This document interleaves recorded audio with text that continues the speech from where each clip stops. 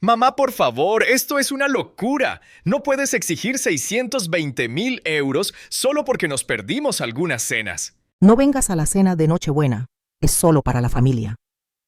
Ese fue el mensaje que me envió mi nuera después de que pagué 620.000 euros para salvar su casa. Me quedé mirando esas palabras en la pantalla de mi teléfono, preguntándome cómo una mujer a la que traté como a mi propia hija podía enviar algo tan frío con el tono casual de alguien que cancela un almuerzo, sin explicación, sin calidez, sin titubeos.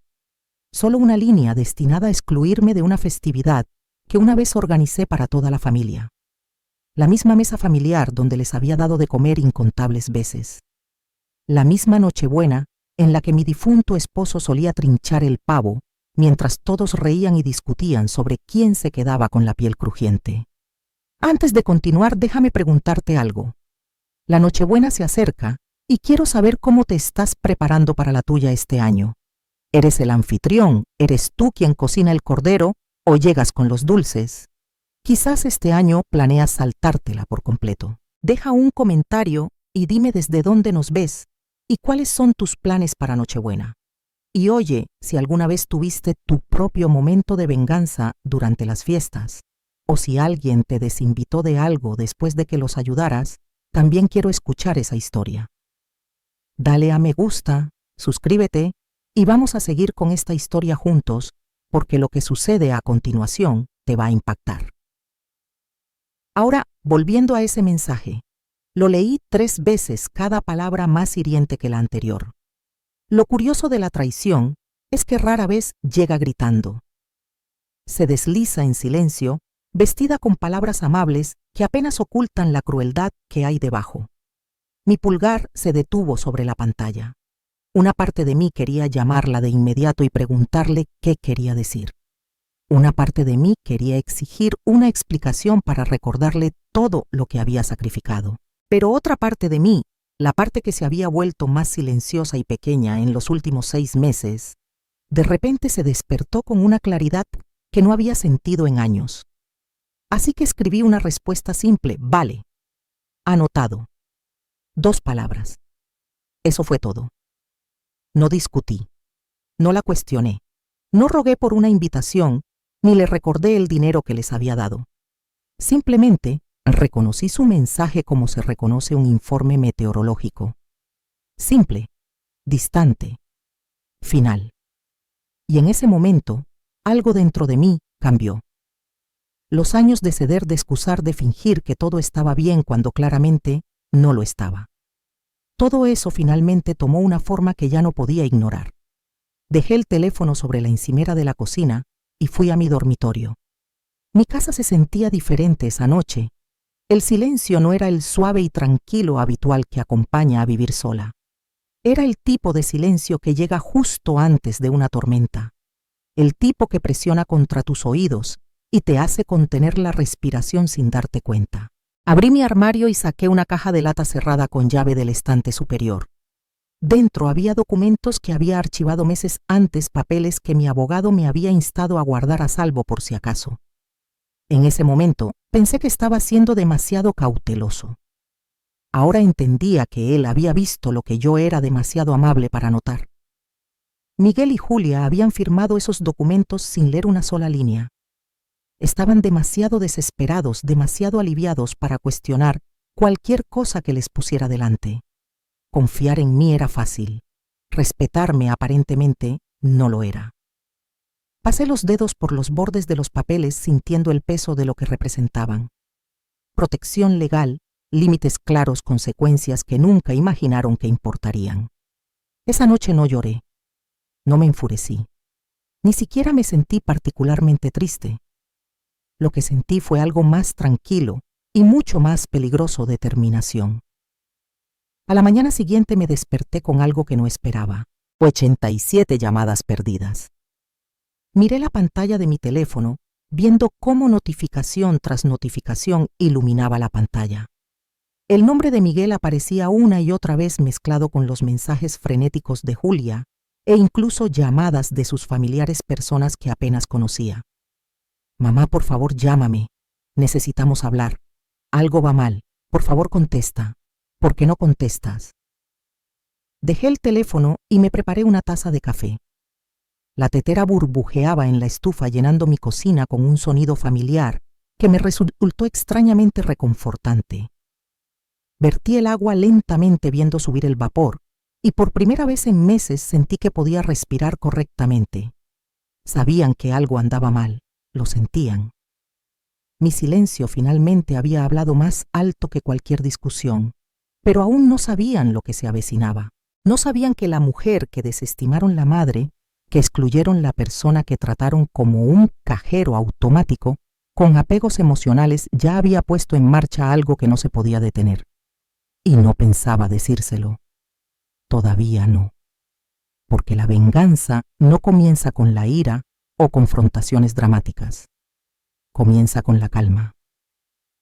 La clase de calma que se asienta profundamente en tus huesos cuando alguien confunde tu amabilidad con debilidad.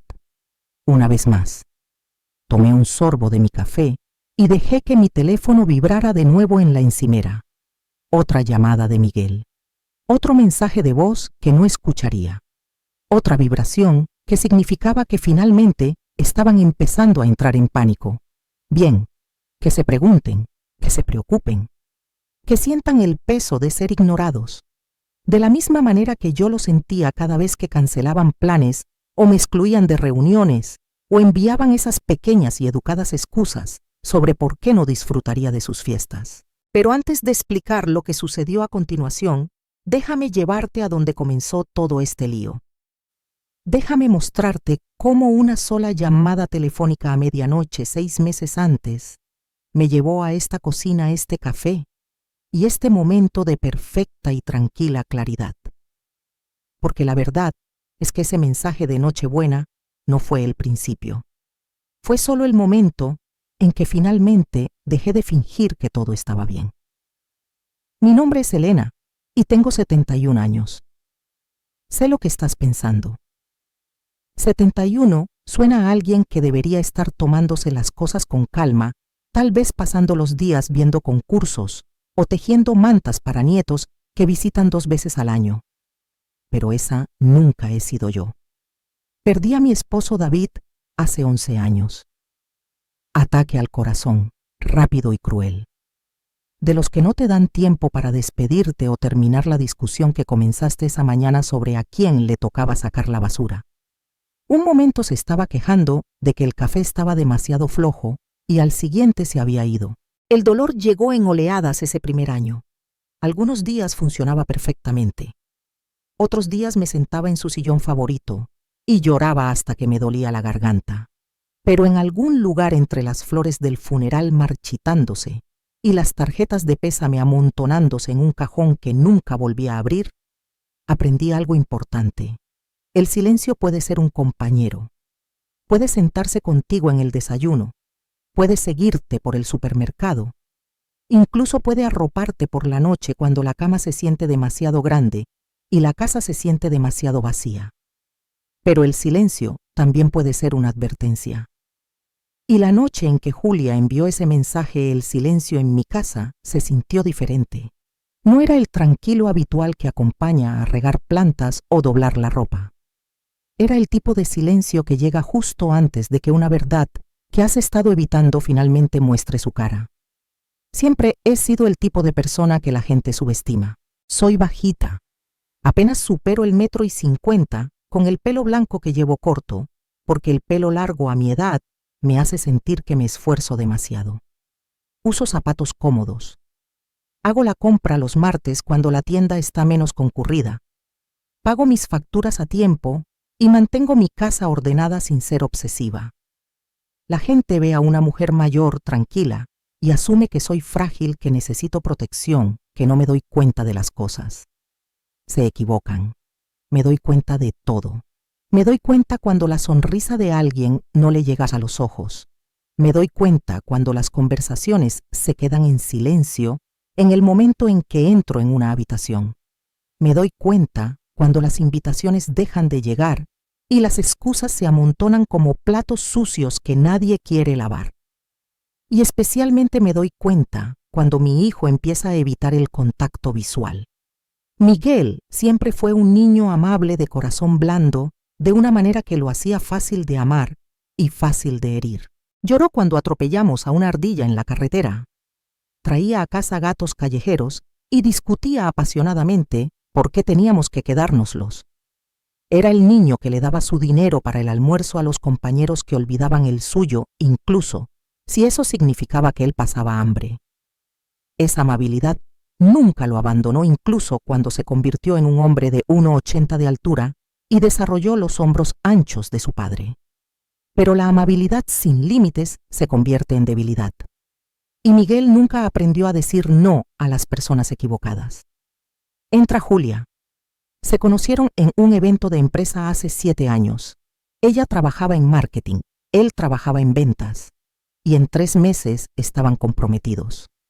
Recuerdo la primera vez que la trajo a cenar a mi casa. Llegó con flores, elogió mi cocina y se rió en todos los momentos adecuados. Quería que me cayera bien. Intenté que me cayera bien, pero había algo en la forma en que miraba mi casa que me molestaba. No con admiración o comodidad, sino con evaluación. Como si estuviera catalogando todo, midiendo su valor, decidiendo qué podría ser útil más tarde. Aún así me dije a mí misma que estaba siendo paranoica. Tal vez era solo el instinto protector de una madre que no quería compartir a su hijo. Tal vez estaba leyendo demasiado en una mirada o un tono. Tal vez solo estaba sola y celosa de que alguien más se convirtiera en la persona más importante en su vida. Así que reprimí esos sentimientos y la recibí en nuestra familia. La boda fue hermosa, cara, pero hermosa. Pasaron la luna de miel en Europa durante 3 semanas publicando fotos que hacían que su vida pareciera una revista. Cuando compraron su primera casa, ayudé con el pago inicial. No mucho, solo lo suficiente para que los números cuadraran. Miguel estaba agradecido. Julia envió una tarjeta de agradecimiento con un mensaje genérico que podría haber sido copiado de Internet. Esa debería haber sido mi primera advertencia real. Pero las madres tienen la terrible costumbre de poner excusas por las personas que aman sus hijos. Nos convencemos de que las cosas mejorarán, de que el tiempo limará las asperezas, de que el amor enseñará a la gente a ser más amable. Por lo general nos equivocamos. Con los años vi a Julia tomar lentamente el control de cada decisión en su matrimonio. ¿Dónde vivían? ¿Qué compraban? ¿Con quién pasaban tiempo? Incluso cuándo me visitaban. Al principio Miguel me llamaba solo. Hablábamos durante 1 hora sobre nada importante, el estrés del trabajo, cosas divertidas que veía, recuerdos de su padre. Pero poco a poco, esas llamadas se hicieron más cortas, luego menos frecuentes. Luego, cesaron por completo a menos que Julia también estuviera en la línea, dirigiendo la conversación como un capitán navegando entre rocas. Empecé a escuchar frases que sabía que no venían de mi hijo. Creemos que es mejor si... Hemos decidido que... Creemos que deberías... Siempre nosotros. Como si los pensamientos de Miguel hubieran sido absorbidos por los de ella, sin dejar espacio para su propia voz. Y cada vez que sugería algo, cualquier cosa que no se alineara con lo que Julia quería, la respuesta era siempre la misma. Mamá, le das demasiadas vueltas. Mamá, eres muy sensible. Mamá, no queremos molestarte así, que tal vez es mejor si... Sensible, frágil, fácil de molestar. Esas eran las palabras que ella le plantaba en la cabeza. Y finalmente, él empezó a repetirlas sin siquiera darse cuenta. Pero yo no era frágil, era observadora. Y lo que observé fue un patrón de distancia que solo se rompía cuando necesitaban algo. Dinero para la reparación de un coche, ayuda con un proyecto en casa, que cuidara a su perro cuando se iban de viaje a los que yo no estaba invitada. Daba libremente, porque eso es lo que hacen las madres. Damos incluso cuando duele, incluso cuando sabemos que nos están utilizando, incluso cuando cada instinto nos dice que nos retiremos y nos protejamos. Pero hay un límite a cuánto puede dar una persona antes de darse cuenta de que está echando agua en un pozo sin fondo. Simplemente no supe que alcanzaría ese límite hasta la noche en que Julia me envió ese mensaje sobre Nochebuena. Y ahora, sentada en mi tranquila cocina con 87 llamadas perdidas iluminando la pantalla de mi teléfono, entendí algo que debería haber visto hace años. No me valoraban. Valoraban lo que yo podía proporcionar. Y en el momento en que dejé de proporcionar, dejé de importarles. Pero eso estaba a punto de cambiar, porque la mujer que desestimaron la madre, que subestimaron la persona que pensaron que siempre cedería y perdonaría, y daría una oportunidad más, finalmente se había quedado sin misericordia. Y la misericordia estaba aprendiendo solo es hermosa cuando se merece. Sucedió 6 meses antes de ese mensaje de Nochebuena. Yo ya estaba en la cama leyendo un libro que llevaba semanas intentando terminar. El tipo de novela de misterio en la que crees que sabes quién lo hizo, pero el autor sigue añadiendo giros que te hacen dudar de todo. Recuerdo pensar qué divertido era que me gustaran este tipo de historias en las que nada es lo que parece y todo el mundo tiene secretos. Debería haber reconocido la ironía. Mi teléfono sonó a las 23:43. Nadie llama tan tarde a menos que algo ande muy mal o esté muy borracho. Lo cogí de mi mesita de noche entrecerrando los ojos ante la pantalla. El nombre de Miguel brillaba en la oscuridad. Se me revolvió el estómago antes incluso de contestar, «Mamá». Su voz se quebró con esa única palabra. No el crujido normal de una mala conexión, sino el que se produce cuando has estado llorando y tratando de contenerte y fallando miserablemente en ambos. «Miguel, ¿qué pasa?». Hubo una pausa, luego un sonido que no había escuchado desde que tenía 12 años y se rompió el brazo al caer de su bicicleta. Un sollozo crudo, desesperado y completamente desprotegido. «Vamos a perder la casa». 5 palabras. Eso fue todo lo que hizo falta para destrozar mi tranquila noche y arrastrarme a una pesadilla que ni siquiera sabía que estaban viviendo. «¿Qué quieres decir con que van a perder la casa? ¿Qué pasó?». «Nosotros». Se detuvo. Tomó aliento. Volvió a empezar. «Refinanciamos hace 2 años. Pensamos que podríamos manejarlo, pero luego necesitamos arreglar el tejado y el aire acondicionado se estropeó y el coche de Julia necesitaba ser reemplazado. Y nosotros simplemente seguíamos pensando que nos pondríamos al día, pero no lo hicimos». De fondo, pude escuchar a Julia llorar. Sollozos fuertes y teatrales que sonaban menos a angustia genuina y más a una actuación. El tipo de llanto que exige atención, simpatía y acción inmediata. «¿De cuánto estamos hablando?», pregunté, aunque una parte de mí no quería saberlo. 620.000. Me incorporé en la cama. 620.000 euros. La hipoteca original era de 300.000, pero refinanciamos por más para consolidar algunas deudas.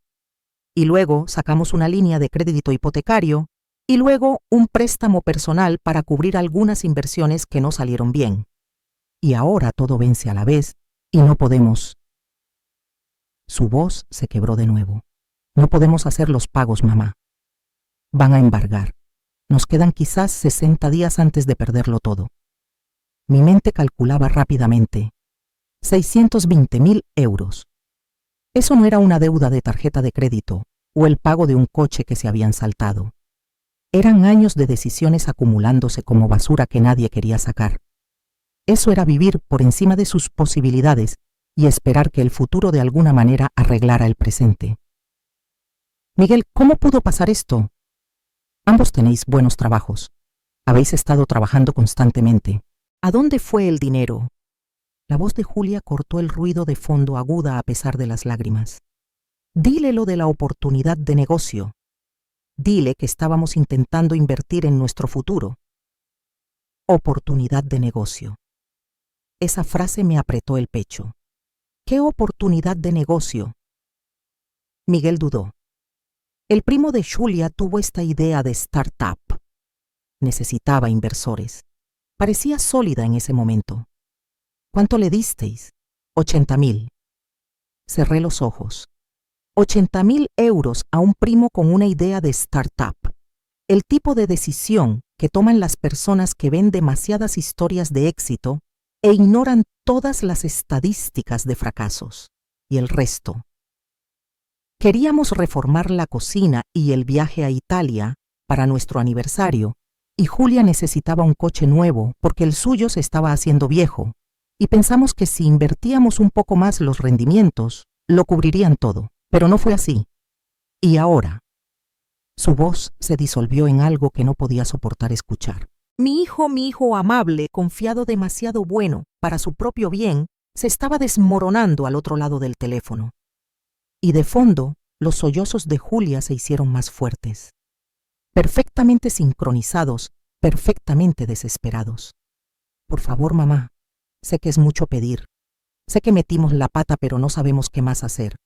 Si perdemos esta casa, lo perdemos todo. Nuestro crédito quedará destruido. No tendremos a dónde ir. Por favor. Cada instinto que tenía me gritaba que dijera que no, que le dijera que este era un problema que ellos habían creado y una lección que necesitaban aprender. Explicarle que rescatarlos solo les enseñaría que alguien siempre los atraparía cuando cayeran. Pero las madres no operan solo con la lógica. Operamos con amor, incluso cuando el amor es el peor consejero posible. Pensé en Miguel de niño, apareciendo en mi puerta, con las rodillas raspadas y los juguetes rotos, confiando en que yo podía arreglar cualquier cosa. Pensé en los años posteriores a la muerte de David, cuando Miguel llamaba todos los días para asegurarse de que yo estaba bien. Pensé en el hombre que podría ser si tan solo aprendiera a defenderse y tomar mejores decisiones. Y pensé en la mujer que lloraba de fondo, la que parecía llorar más fuerte cada vez que había dinero de por medio. Mamá, ¿sigues ahí? Estoy aquí, dije en voz baja. No te lo preguntaría si tuviéramos otra opción. Te juro que lo hemos intentado todo. Hablamos con el banco, buscamos modificaciones de préstamos, incluso intentamos vender algunas cosas, pero no es suficiente, nunca es suficiente. El silencio se extendió entre nosotros. El tipo de silencio que se siente como estar al borde de un precipicio, sabiendo que estás a punto de saltar, pero sin saber si hay agua debajo o solo rocas. Déjame pensarlo, dije finalmente. Gracias, muchas gracias. Sé que esto es enorme. Sé que no nos merecemos esto, pero gracias por siquiera considerarlo. La voz de Julia de nuevo, más cerca del teléfono ahora. Te lo devolveremos, lo prometo. En cuanto nos recuperemos hasta el último céntimo. Promesas. La moneda de las personas que no tienen nada más que ofrecer. Colgamos poco después. Me senté en la oscuridad de mi dormitorio mirando la pared, sintiendo el peso de lo que me pedían asentarse sobre mis hombros, como un abrigo hecho de piedras. 620.000 euros. Eso era casi todo lo que David y yo habíamos construido juntos. El fondo de emergencia que ahorramos durante 30 años, las inversiones que elegimos cuidadosamente, la propiedad de alquiler que compramos como seguro contra un futuro incierto. Si les daba ese dinero me quedaría con casi nada. Sin red de seguridad, sin plan de respaldo, sin colchón para mis propias emergencias. Pero si no lo hacía Miguel, perdería su casa. Y a pesar de cada señal de alerta que ondeaba en mi mente, a pesar de cada campana de advertencia que sonaba en mi interior, no podía soportar la idea de que mi hijo se quedara entre los escombros de sus propios errores sin ningún lugar a donde ir. Así que tomé la decisión que lo cambiaría todo. Decidí ayudarlos, y al hacerlo, les entregué el arma que eventualmente usarían para sacarme por completo de sus vidas. No dormí esa noche. En cambio, me senté en la mesa de mi cocina con una calculadora, un cuaderno y cada estado financiero que pude encontrar.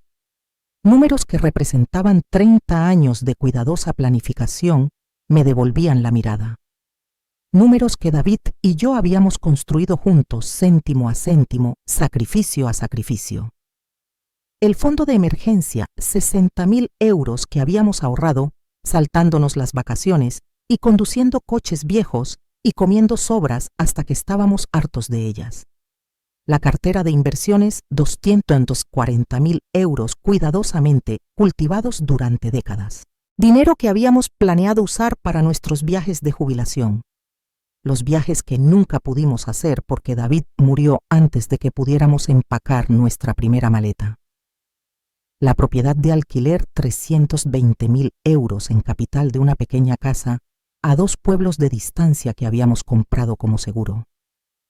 David siempre decía que necesitabas un plan de respaldo, algo sólido en lo que pudieras apoyarte si todo lo demás se derrumbaba. Juntos sumaban exactamente 620.000 euros, todo lo que teníamos. Miré esos números hasta que me ardieron los ojos. Cada uno representaba una parte de nuestra vida juntos. El fondo era nuestra seguridad, la cartera eran nuestros sueños, la propiedad era nuestro legado. Y ahora estaba a punto de entregárselo todo para salvar a mi hijo de las consecuencias que él mismo había creado. Pero ¿qué otra opción tenía? Llamé a mi asesor financiero. A la mañana siguiente, un hombre llamado Gerardo, que había trabajado con David y conmigo durante más de 20 años. Él sabía cada euro que teníamos y de dónde venía. «Elena, ¿estás absolutamente segura de esto?», preguntó después de que le expliqué lo que necesitaba. «No», dije honestamente, «pero lo voy a hacer de todos modos. Esta es toda tu red de seguridad. Si te pasa algo, si necesitas atención médica o asistencia en el hogar, o incluso solo reparaciones en casa, no te quedará nada». «Lo sé. Y esto se lo das a tu hijo, no se lo prestas». Hice una pausa. Esa palabra me pareció importante. Préstamo. Implicaba reembolso. Implicaba términos, expectativas y rendición de cuentas. «Estoy ayudando a mi hijo a salvar su casa», dije con cuidado. Gerardo suspiró. El tipo de suspiro que dan los asesores financieros cuando saben que vas a tomar una decisión terrible, pero no pueden detenerte legalmente. «Al menos déjame redactar un acuerdo. Algo que te proteja si las cosas salen mal. Solo documentación básica que aclare que esto es un préstamo, no un regalo». «De acuerdo», accedí. Principalmente porque parecía hacerle sentir mejor. «Y Elena, haz que un abogado lo revise antes de que lo firmen. No el suyo, el tuyo». «Lo haré».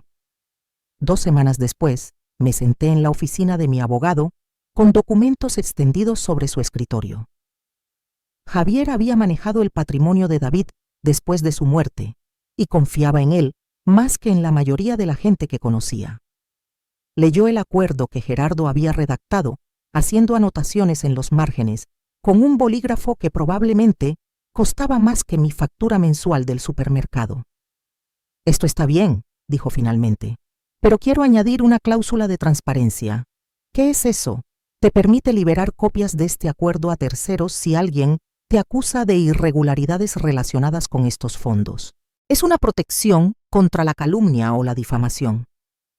Si alguien intenta manipular la narrativa más tarde, tendrás la base legal para demostrar exactamente lo que sucedió». «¿Crees que eso es necesario?». Me miró por encima de sus gafas de lectura. «Elena, estás a punto de entregar todos tus ahorros a miembros de tu familia. Según mi experiencia, el dinero cambia a las personas. Y cuando lo hace, rara vez recuerdan las cosas como realmente sucedieron. Miguel no haría eso». «Quizás no, pero no solo estás ayudando a Miguel». Tenía razón. Por supuesto, Julia tendría igual acceso a ese dinero. Y Julia empezaba a entender, veía el mundo de manera muy diferente a mi hijo. «Añade la cláusula», dije. 3 días después, me encontré con Miguel y Julia en una cafetería del centro. Llevaba el papeleo en una carpeta de cartón que de repente me pareció más pesada de lo que debería. Miguel parecía exhausto, ojeras bajo los ojos, la camisa arrugada como si hubiera dormido con ella. Julia parecía ansiosa, pero arreglada. Su maquillaje perfecto, su sonrisa nerviosa. «Mamá, todavía no puedo creer que estés haciendo esto», dijo Miguel tan pronto como me senté. «Primero revisemos el acuerdo», respondí deslizando la carpeta por la mesa. Julia la cogió de inmediato, pero noté que apenas echó un vistazo a la primera página antes de hojear el resto. Sus ojos recorrieron las palabras sin leerlas realmente. Miguel hizo lo mismo, asintiendo como si estuviera de acuerdo con los términos y condiciones de un sitio web. «Esto solo dice que nos prestas el dinero para salvar la casa y si podemos, te lo devolveremos», resumió Julia. Exacto. Hay más detalles que eso, dije. Deberíais leerlo con atención. Confiamos en ti, mamá. Miguel dijo, si tú y tu abogado creen que esto es justo, entonces es justo. Julia ya estaba firmando su nombre al final. Trazos rápidos y seguros que no delataban ninguna duda. Miguel firmó después. Ninguno de los dos leyó más allá del primer párrafo. Debería haber insistido. Debería haberlos obligado a sentarse allí y revisar cada línea, cada cláusula, cada palabra que pudiera importar más tarde. Pero no lo hice, porque una parte de mí todavía quería creer que esto era simple, que estaba ayudando a la familia, y la familia honraría esa ayuda con gratitud y respeto. Qué ingenua fui. El dinero se transfirió en 48 horas. Vi mis cuentas vaciarse en tiempo real, números desapareciendo de un lugar y apareciendo en otro. 60,000, 240,000, 320,000, todo. Cuando la transferencia final se completó, me senté frente a mi ordenador mirando el saldo casi vacío, 12,000 euros. Eso era todo lo que me quedaba de toda una vida de ahorro. Mi teléfono sonó casi de inmediato. Mamá, se ha realizado. El banco ha confirmado todo. Vamos a conservar la casa. La voz de Miguel tembló de alivio. No sé cómo darte las gracias. No sé qué habríamos hecho si no nos hubieras ayudado. Eres mi hijo, dije, simplemente. Eso es lo que hacen las madres. Julia le quitó el teléfono. Elena, nos has salvado. Literalmente nos has salvado la vida entera. Te prometo que nunca lo olvidaremos. Vamos a hacerte sentir muy orgullosa. Vamos a darle la vuelta a todo y te mostraremos que esto no fue un error. Promesas de nuevo, tantas promesas. Ese fin de semana me invitaron a cenar. Una celebración de agradecimiento, así lo llamaron. Julia cocinó, lo cual era raro. Hizo pollo asado y verduras, e incluso intentó hacer un pastel que salió un poco quemado, pero sabía bien. Miguel me abrazó 3 veces antes de que nos sentáramos a comer. Julia brindó por Elena, quien nos dio una segunda oportunidad cuando no la merecíamos. Te queremos mucho. Se sintió genuino. Se sintió cálido. Se sintió como si tal vez, solo tal vez, este sacrificio nos acercaría en lugar de separarnos. Durante exactamente 3 semanas, todo pareció ir bien. Llamaron regularmente. Me invitaron a almorzar. Incluso me trajeron flores un martes por la tarde sin motivo alguno. Pero luego, poco a poco, las cosas empezaron a cambiar.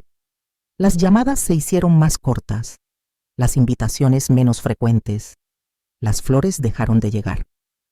Y Julia empezó a usar una frase que me apretaba el pecho cada vez que la escuchaba: no queremos molestarte. Como si mi presencia fuera una molestia.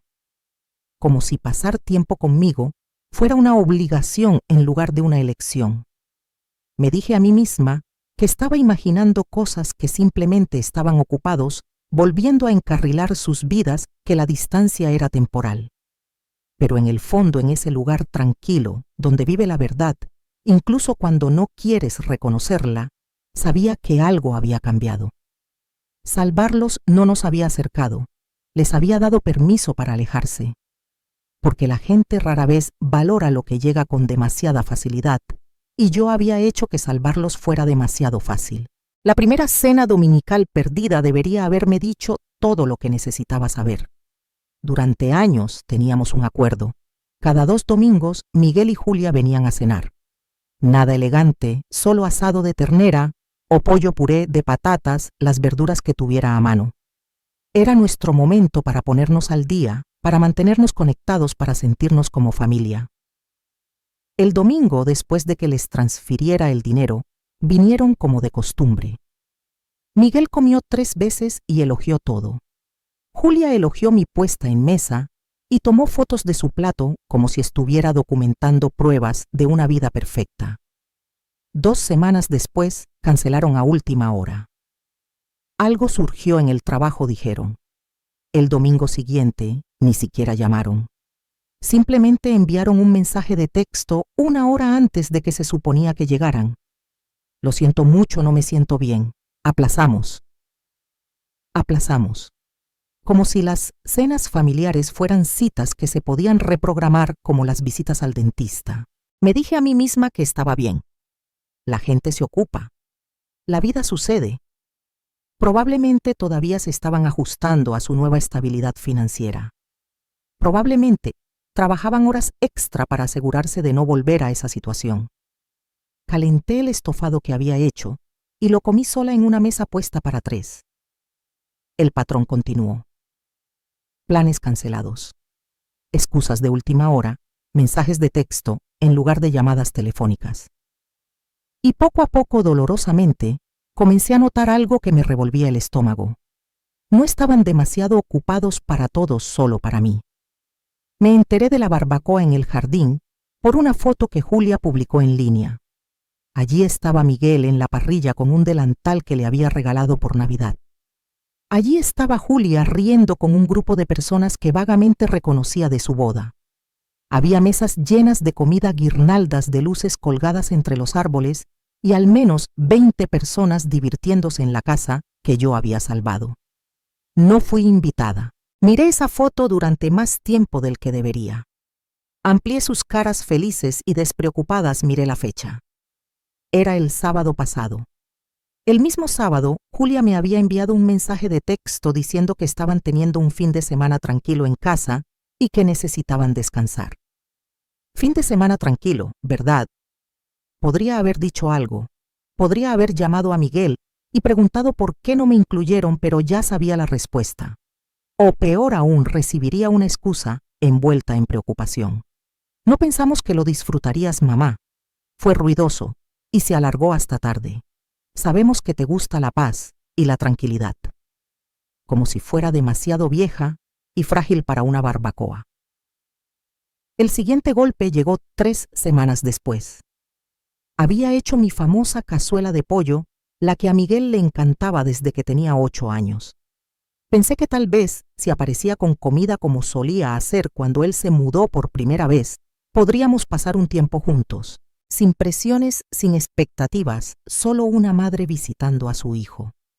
Fui un jueves por la tarde, la cazuela tibia envuelta en una toalla en el asiento del copiloto. Cuando llegué a su casa, noté varios coches en la entrada. Coches bonitos del tipo que pertenecían a gente con dinero y estatus. Casi me doy la vuelta allí mismo. Pero ya había recorrido todo ese camino y la cazuela estaba caliente y tal vez me invitarían a entrar. Tal vez nos reiríamos de la sorpresa. Tal vez sería como en los viejos tiempos. Llamé a la puerta equilibrando el plato en una mano. Julia abrió, su sonrisa se congeló en el momento en que me vio. No una pausa natural, sino el tipo de congelación que ocurre cuando ves algo que específicamente no querías ver. Elena, hola. No abrió más la puerta. No me invitó a entrar. Simplemente se quedó allí bloqueando la entrada como un guardia que protege algo valioso. Hice cazuela de pollo, dije, mostrando el plato. Pensé que quizás os gustaría un poco. Detrás de ella pude ver el comedor. La mesa estaba bellamente puesta. Servilletas de tela, copas de vino, velas. 4 personas sentadas alrededor de ella, vestidas de forma informal de negocios en mitad de una conversación. Parecía una escena de revista. Elegante, intencional, exclusivo. «Oh, qué dulce», dijo Julia con la voz demasiado brillante. «Pero en realidad estamos en medio de una cena. Es algo formal. Gente del trabajo. Gente del trabajo». La misma excusa que había usado antes. «Puedo dejar esto y marcharme», ofrecí. «¿Sabes qué? ¿Por qué no te lo quedas? Honestamente ya estamos tan llenos y odiaría que se desperdiciara aquí. Deberías disfrutarlo». Estaba rechazando mi comida. En todos los años que la había conocido, ni una sola vez había rechazado algo que yo cocinara. Solía rogarme por recetas, pedirme que le enseñara mis técnicas, decir a todos que su suegra era la mejor cocinera que conocía. Ahora me devolvía mi gesto como quien devuelve un jersey que no le queda. «Julia, ¿quién está en la puerta?», preguntó Miguel desde dentro. «Solo alguien que deja algo», respondió ella. No tu madre, no Elena, solo alguien. Algo dentro de mí se rompió. Deberías haber llamado antes, dije en voz baja. No, no está bien. Simplemente tenemos la casa llena esta noche. ¿Entiendes? Lo entendí perfectamente. Miguel apareció detrás de ella con la culpa escrita en toda su cara. Mamá no sabía que venías. Obviamente, dije. Te habríamos invitado, pero esto es como un evento de networking.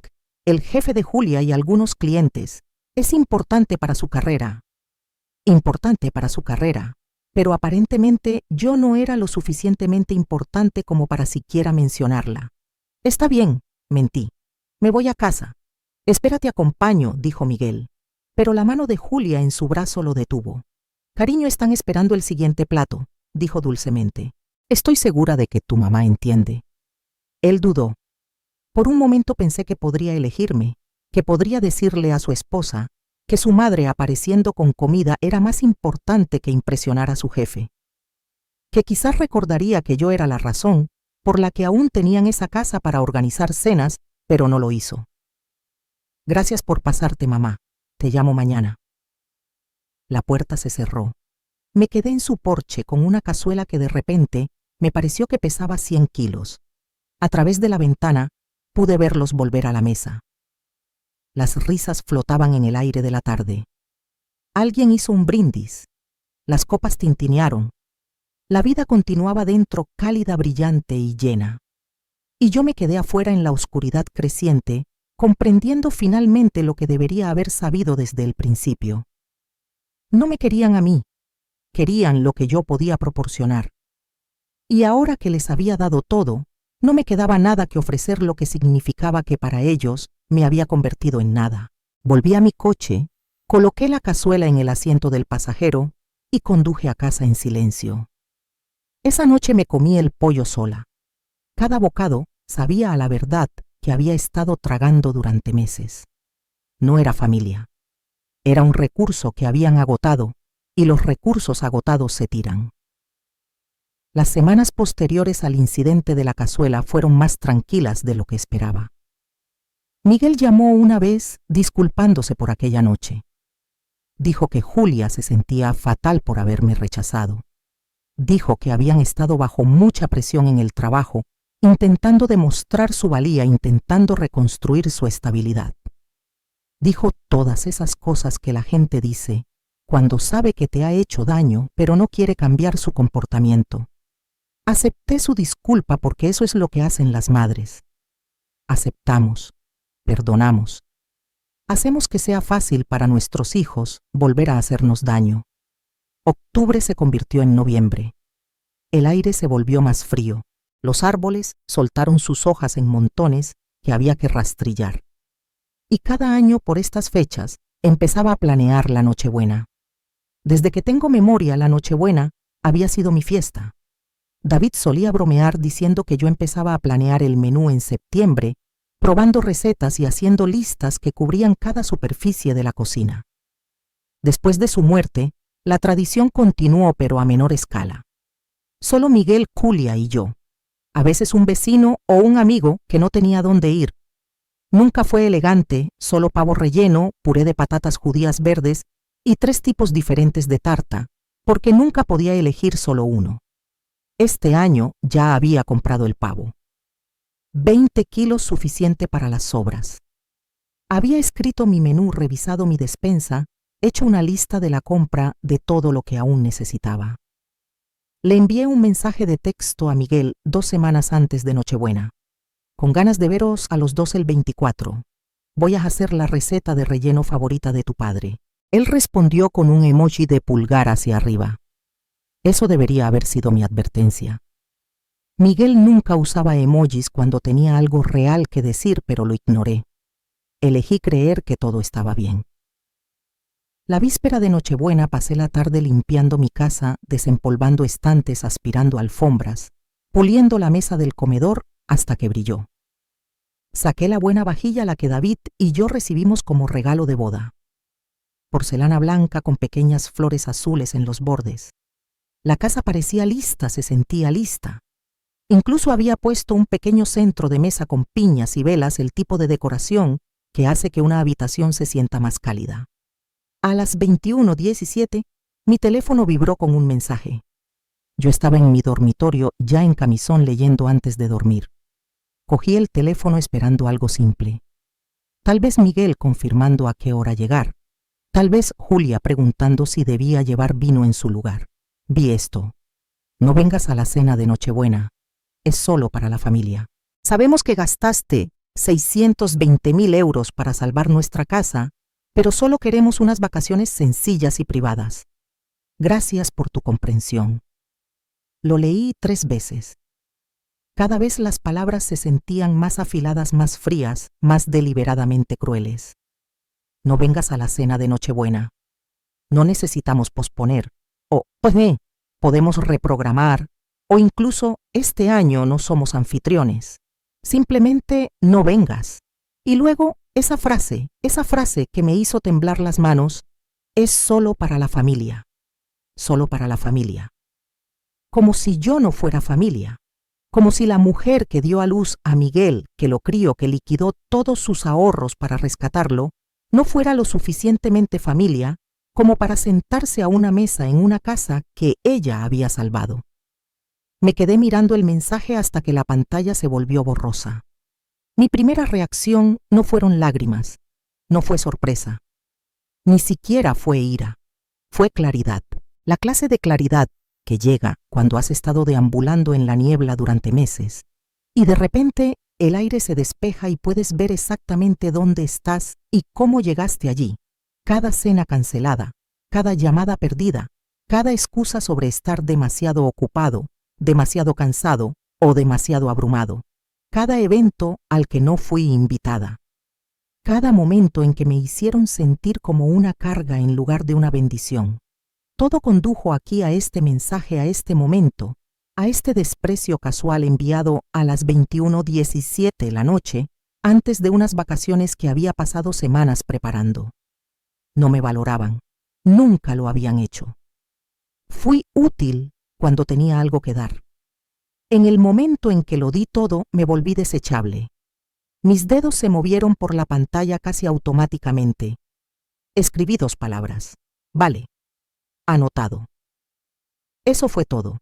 Sin preguntas, sin discusiones, sin rogar por una explicación o exigir saber qué significaba solo familia, cuando yo era literalmente su madre.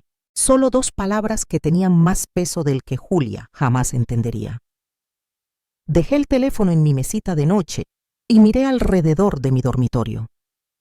La casa en la que había vivido durante 40 años, la cama que había compartido con David, la cómoda que guardaba nuestra foto de boda en un marco plateado, el armario donde aún colgaba su jersey favorito porque no podía donarlo. Este era mi hogar, mi vida, mi paz. Y en algún lugar de la ciudad, en una casa que yo había salvado de la ejecución hipotecaria, mi hijo y su esposa estaban planeando una Nochebuena que excluía específicamente a la persona que la hizo posible. Me levanté y fui a mi armario, saqué esa caja de lata cerrada, la abrí con manos que ya no temblaban. Dentro estaban los documentos que habían firmado sin leer. El acuerdo con todas sus cláusulas y protecciones y límites cuidadosamente redactados. La cláusula de transparencia en la que Javier había insistido en añadir la prueba de que me había protegido incluso cuando intentaba ayudarlos. Pasé los dedos por las páginas sintiendo la textura del papel, el peso de lo que representaban. Durante meses me dije a mí misma que estaba reaccionando de forma exagerada, que estaba siendo demasiado sensible, que las madres debían esperar menos y perdonar más, que la familia debía ser difícil a veces. Pero la familia no debía ser cruel. Y ese mensaje enviado tan casualmente, con tan poca consideración por cómo caería, fue lo más cruel que me había hecho nadie desde que David murió. Saqué mi teléfono y llamé a Javier. Era tarde, pero contestó al tercer timbrazo. Elena, ¿todo bien? Necesito que sigas adelante con la retirada, dije. Mi voz era tranquila, firme. El tipo de calma que no proviene de la paz, sino de la decisión. ¿Estás segura? Una vez que iniciemos este proceso, no hay vuelta atrás. Estoy segura. ¿Qué pasó? Me desinvitaron de Nochebuena. Lo llamaron solo para la familia. Hubo una larga pausa. Cuando Javier volvió a hablar, su voz era diferente, profesional, aguda. Envíame el mensaje. Presentaré el papeleo a primera hora del viernes por la mañana. Gracias, Javier. Van a entrar en pánico cuando se den cuenta de lo que está pasando. Sé que van a llamar, van a aparecer en tu puerta, van a rogar. Eso también lo sé. ¿Y estás preparada para eso? Miré el mensaje en mi pantalla de nuevo. Esas palabras que cortaban más profundo de lo que tenían derecho a hacerlo. Sí, dije. Estoy preparada. Colgamos. Volví a colocar los documentos en la caja, la cerré con llave y la devolví al armario. Luego volví a la cama, apagué la luz y por primera vez en meses dormí profundamente. Porque la venganza no comienza con la ira, ni con gritos, ni con confrontaciones dramáticas.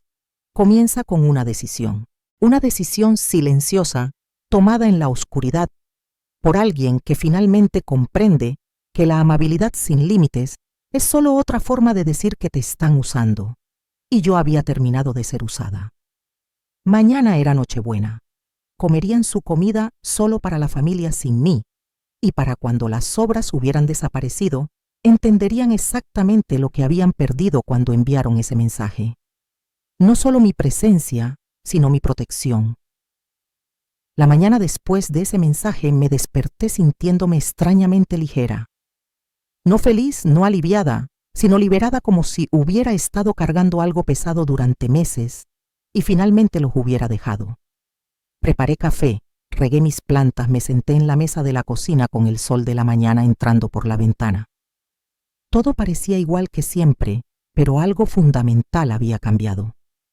Había tomado una decisión, y las decisiones, una vez tomadas, tienen la forma de clarificar todo lo que viene después. Mi teléfono permaneció en silencio sobre la mesa. Aún no había llamadas, ni mensajes frenéticos. Probablemente asumieron que había aceptado su desprecio como había aceptado todo lo demás. En silencio, sin protestas, como una buena madre que sabe cuál es su lugar. No tenían idea de lo que se avecinaba. Abrí mi ordenador portátil y busqué la copia digital del acuerdo que habían firmado, el que apenas habían mirado antes de garabatear sus nombres al final. Lo había leído docenas de veces desde aquel día en la cafetería, pero ahora lo leía con otros ojos. Ojos que lo veían no como una protección que esperaba no necesitar nunca, sino como un arma que estaba a punto de usar. Déjame contarte a qué accedieron. Lo que firmaron sin leer, lo que desestimaron como simple papeleo sin importancia. El documento se titulaba Acuerdo de Asistencia Financiera y Marco de Protección de Activos, formal, legal, vinculante. Javier lo había redactado cuidadosamente, incluyendo un lenguaje que la mayoría de la gente pasaría por alto, asumiendo que era solo una protección legal estándar para una gran donación monetaria, pero no era un regalo. Y las protecciones eran mutuas. La sección 1 describía la cantidad. 620.000 euros transferidos de mis cuentas a las suyas con el propósito específico de evitar la ejecución hipotecaria de su residencia principal. La sección 2 aclaraba que si bien no se requería un calendario de reembolso formal, los fondos se estructuraban como un préstamo, no como un regalo. Esto importaba para fines fiscales, importaba para la planificación patrimonial e importaba porque los préstamos pueden ser exigidos bajo ciertas condiciones. La sección 3 era donde las cosas se ponían interesantes. Establecía que mi apoyo financiero continuo estaba condicionado al mantenimiento de estándares razonables de relación familiar. El lenguaje era deliberadamente vago, pero Javier me lo había explicado así. Si me trataban mal, si me excluían sin causa, si demostraban con sus acciones que ya no valoraban nuestra relación familiar, yo podía retirar mi apoyo. No de inmediato, no caprichosamente, pero si se podía documentar un patrón de exclusión o falta de respeto, tenía base legal para protegerme. La sección 4 describía lo que sucedería si ejercía ese derecho. El importe total sería exigible de inmediato, no a plazos, no con periodos de gracia de inmediato.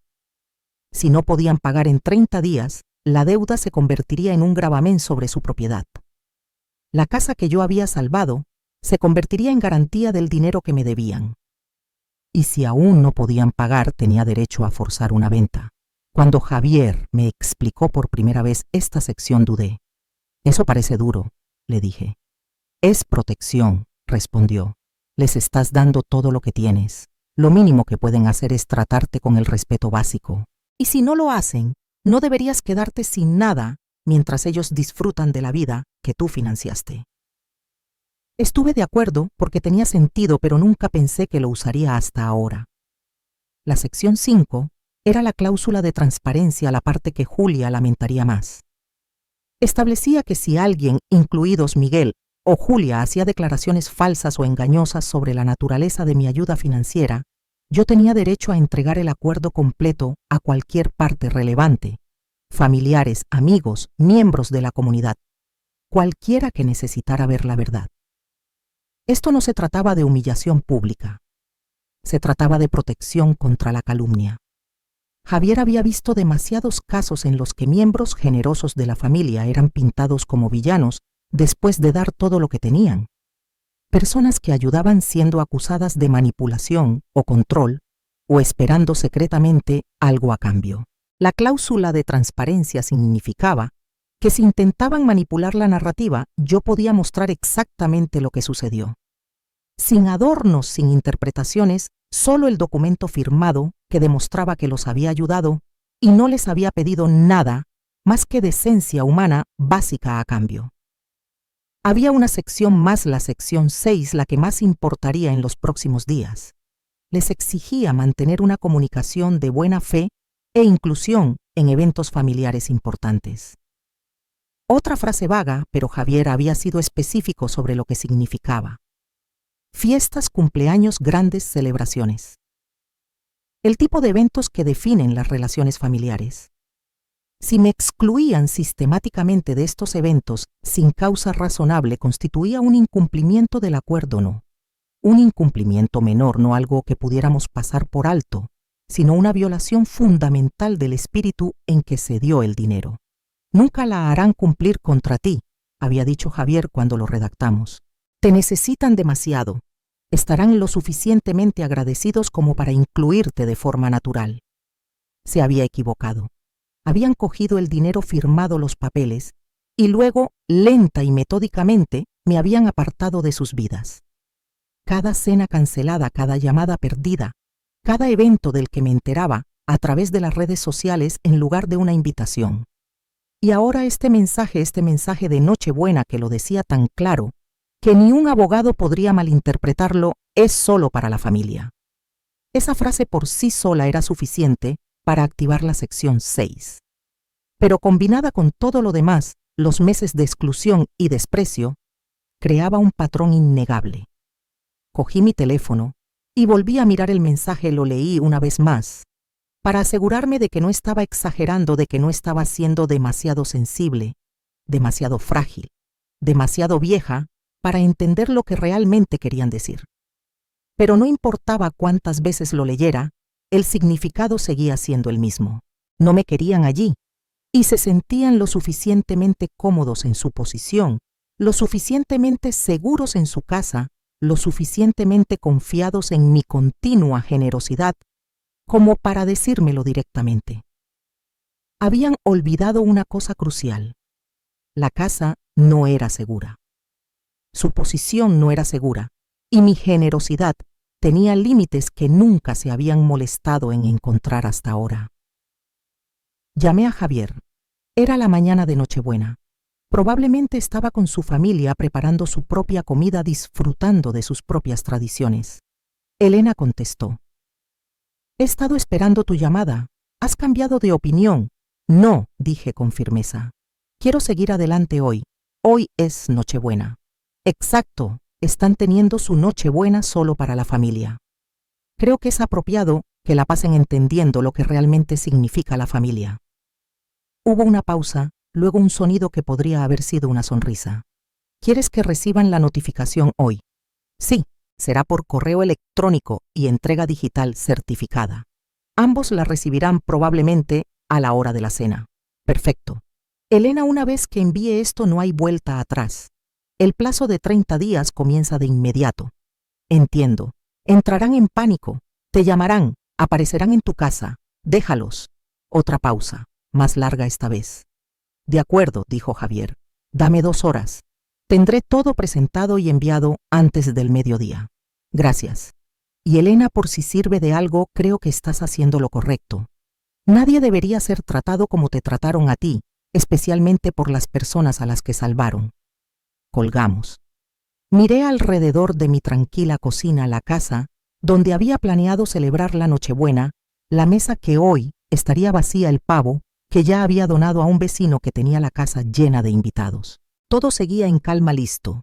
Y en algún lugar de la ciudad, Miguel y Julia estaban preparando su comida solo para la familia, completamente ajenos a que su perfecta Nochebuena estaba a punto de convertirse en el peor día de su año. Porque habían cometido un error crítico. Habían subestimado a la mujer tranquila que les había dado todo. Y las mujeres tranquilas, cuando se las empuja demasiado lejos, no gritan. Planean. Dormí mejor esa Nochebuena que en meses, sin dar vueltas, sin despertarme a las 3 de la mañana con pensamientos ansiosos, sin mirar el techo preguntándome qué había hecho mal o cómo podía arreglar una relación que ya estaba rota. Solo un sueño profundo y sin sueños. El tipo que llega cuando finalmente dejas de luchar contra una verdad que siempre has conocido. Cuando me desperté el viernes por la mañana, la luz del sol ya entraba por mis cortinas. Me estiré, hice la cama y fui a la cocina a preparar mi café. Fue entonces cuando vi mi teléfono en la encimera. La pantalla estaba iluminada con notificaciones, docenas de ellas tantas, que el teléfono había dejado de vibrar y simplemente se quedó allí brillando con urgencia. Lo cogí y miré el número en la parte superior de la pantalla. 87. Llamadas perdidas. 87. Las desplacé lentamente, observando el patrón que surgía. Miguel, Julia. Miguel, Julia, la madre de Julia. Miguel, Julia. Un número que no reconocí. Miguel, Julia. Miguel, el amigo de la universidad, Dani. Julia, Miguel, Miguel, Miguel. Las llamadas habían comenzado a las 23:52 de la noche anterior, justo cuando Javier dijo que se entregarían las notificaciones electrónicas, y no habían parado hasta casi las 4 de la mañana. Podía imaginarlo tan claramente. Miguel y Julia probablemente limpiando después de su cena de Nochebuena, solo para la familia, relajados y llenos, quizás incluso riéndose de lo pacífico que había sido el día, sin complicaciones. Luego, la notificación por correo electrónico, el documento digital certificado, el lenguaje legal que les paró el corazón. Notificación de aceleración de préstamo y demanda de reembolso. Imagino a Miguel leyéndolo primero, su cara palideciendo, llamando a Julia. Leyéndolo de nuevo juntos, la confusión convirtiéndose en pánico. El pánico convirtiéndose en llamadas telefónicas frenéticas que yo no contestaba. 18 mensajes de voz me esperaban. No los escuché. Todavía no. En cambio me serví mi café y me senté a la mesa de la cocina. El teléfono en silencio en mi mano. Vibró. Otra llamada. Miguel. Vi su nombre parpadear en la pantalla hasta que saltó el buzón de voz. 30 segundos después, llegó un mensaje de texto. Mamá, por favor, contesta. Necesitamos hablar. Hay un problema con el papeleo. Por favor, llámanos. Hay un problema con el papeleo, como si fuera un error administrativo. Algo que se podría solucionar con una rápida llamada telefónica y una explicación razonable. Otro mensaje de texto. Este de Julia. Elena, no entiendo qué está pasando. El correo electrónico dice que te debemos el importe total en 30 días. Eso no puede ser. Por favor, llámanos para que podamos aclararlo. Aclararlo. Una frase tan casual para una situación tan grave. Tomé un sorbo de mi café, dejé el teléfono. Miré por la ventana a mi pequeño patio trasero donde el comedero para pájaros que había llenado ayer ya estaba atrayendo a los cardenales. El teléfono volvió a sonar. Esta vez sí contesté, pero no para hablar, solo para escuchar. Mamá. La voz de Miguel se quebró. Mamá, gracias a Dios. Escucha, recibimos este correo electrónico loco anoche. Dice algo sobre que el préstamo se ha exigido y tenemos 30 días para devolverlo todo, pero eso no tiene sentido. Dijiste que no teníamos que pagarte. Dijiste que era para ayudarnos. Me mantuve en silencio. Mamá, estás ahí. Estoy aquí, dije en voz baja. Vale bien, entonces esto es solo un error, ¿verdad? Algún tipo de cosa automática que tu abogado envió por accidente, porque no podemos pagar 620.000 euros en 30 días. Eso es imposible. Nadie podría hacer eso. No es un error, dije. Silencio en su extremo. Luego un sonido ahogado, como si estuviera cubriendo el teléfono para hablar con alguien. Julia probablemente, exigiendo saber lo que yo estaba diciendo. ¿Qué quieres decir con que no es un error?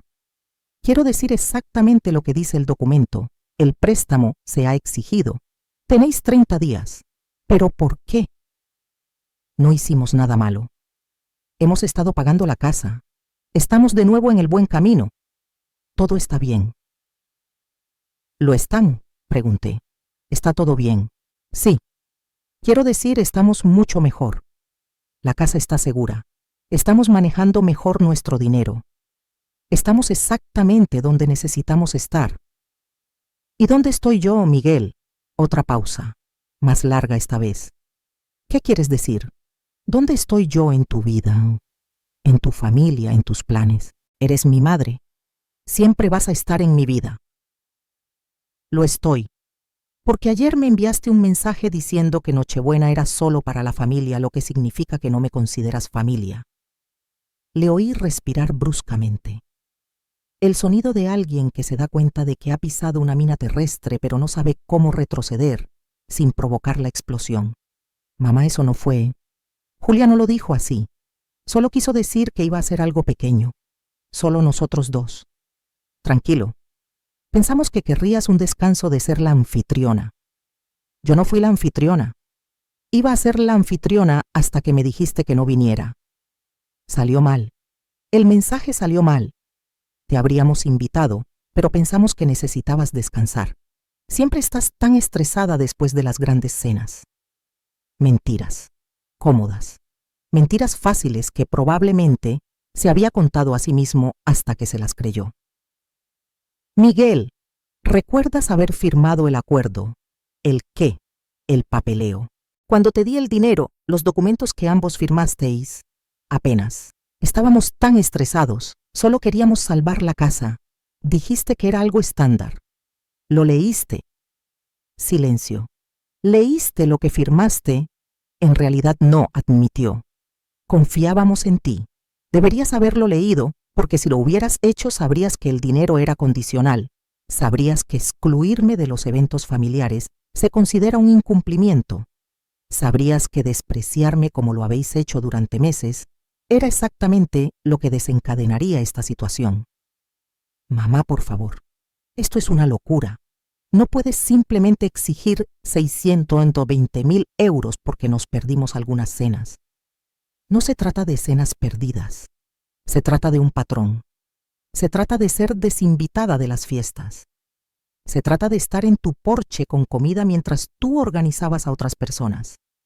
Se trata de ser llamada solo familia, como si no fuera familia en absoluto. Mi timbre sonó 1, 2, 3 veces en rápida sucesión. ¿Estás en mi casa?, me pregunté. Necesitamos hablar en persona. Por favor, abre la puerta. Caminé hasta la ventana y miré. El coche de Miguel estaba aparcado en mi entrada. Ambos estaban en mi porche con los teléfonos en la mano, con aspecto desesperado. No, dije simplemente. Mamá, por favor, déjanos explicar. Tuvisteis meses para explicar, meses para incluirme, meses para tratarme como si importara. Elegisteis no hacerlo. Esto es culpa de Julia, dijo de repente. Ella es la que envió ese mensaje. Yo ni siquiera lo sabía hasta después. Yo nunca habría dicho solo familia. Tienes que creerme. Detrás de él pude escuchar a Julia gritando: No me eches la culpa a mí. Tú aceptaste. Dijiste que querías tranquilidad. Y ahí estaba, la verdad saliendo a la luz bajo presión. 30 días, dije. Eso es lo que dice el acuerdo. 30 días para pagar en su totalidad o la deuda se convierte en un gravamen sobre tu casa. No podemos hacer eso. Sabes que no podemos hacer eso. Entonces perderás la casa. La misma casa que salvé. La misma casa donde celebrasteis Nochebuena solo para la familia. Colgué. El timbre volvió a sonar. Más tiempo esta vez, más insistente. Pude oírlos discutir en mi porche, sus voces subiendo de tono. Pero no fui a la puerta, no miré por la ventana, no les di la satisfacción de ver lo tranquila que me sentía. Porque por primera vez desde que David murió, no era yo la que mendigaba migajas de atención, eran ellos. Se quedaron en mi porche durante 20 minutos. Lo sé porque miré el reloj, escuché sus voces subir y bajar. A través de la puerta, oí a Julia llorar, a Miguel suplicar, ambos, turnándose para pulsar el timbre como si mágicamente pudiera hacerme cambiar de opinión. No lo haría. Finalmente sus pasos se retiraron. Las puertas del coche se cerraron de golpe. El motor arrancó y se desvaneció por la calle. Me preparé el desayuno, huevos revueltos y tostadas, comí despacio mientras leía las noticias en mi tableta. La casa se sentía en paz, de una manera que no había sentido en meses. Para el mediodía, mi teléfono había acumulado otras 15 llamadas perdidas. Apagué el timbre y lo dejé boca abajo en la encimera. El fin de semana transcurrió en silencio. Limpié armarios, organicé mi despensa, vi películas que tenía pendientes. Y durante todo ese tiempo, mi teléfono seguía iluminándose con mensajes que no leía y llamadas que no contestaba. La mañana del lunes trajo algo nuevo. Un mensaje de texto frenético de Miguel a las 6:47 a.m. El banco llamó. ¿Saben lo del gravamen? Están revisando el estado de nuestro préstamo. Mamá, esto se está saliendo de control. Por favor, llámame. Dejé el teléfono y terminé mi café. 10 minutos después, otro mensaje. Este de Julia.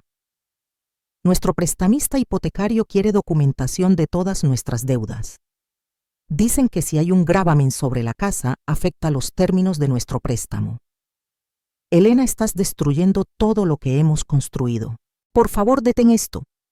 Todo lo que construyeron, como si mis 620.000 euros no tuvieran nada que ver. A las 9:15 mi timbre volvió a sonar. Miré por la ventana. Ambos estaban allí, pero parecían diferentes a la mañana del viernes. La camisa de Miguel estaba arrugada, su pelo despeinado.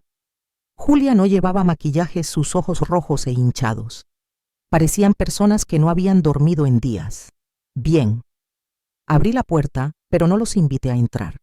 Simplemente me quedé en el umbral con la mano en el marco, creando una barrera que no podían cruzar sin empujarme. Necesitamos hablar, dijo Miguel. Su voz había perdido su tono suplicante. Ahora solo sonaba cansado, desesperado. Entonces hablad. ¿Podemos pasar? No. Julia hizo un sonido a medio camino entre una risa y un sollozo.